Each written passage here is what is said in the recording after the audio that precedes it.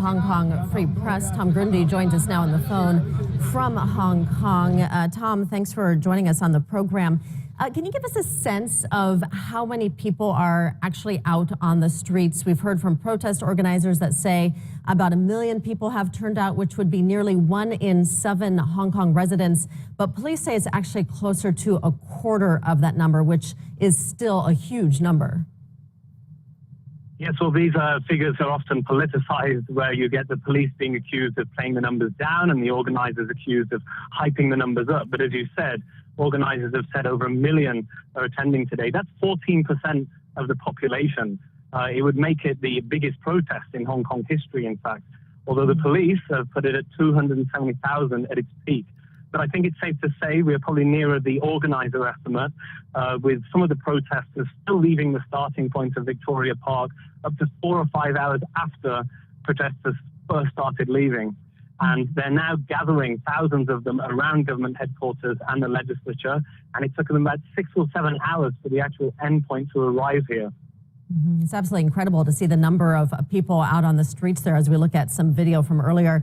Tom, this is certainly the largest protest since the umbrella movement almost 5 years ago, which didn't accomplish what protesters set out for. Do the people who are out there today, do they believe that they're going to accomplish anything? Are they going to compel lawmakers to change their mind by taking to the streets, or is this more of a symbolic move?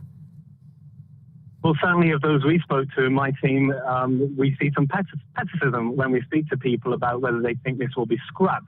Many believe that Hong Kong's chief executive, the leader, is taking orders from Beijing over this. And certainly, just in the last couple of hours, we've seen a statement that has echoed the stance they've been taking for some weeks and months now, stating that the government simply needs to explain this more to Hong Kongers, and they will understand. But it really is, over the past few weeks, an unprecedented pushback from quite conservative and pro-establishment sectors who wouldn't normally speak up, and that includes even lawyers, judges, journalist groups, and the chief executive's own electors in these small circle elections Hong Kong has.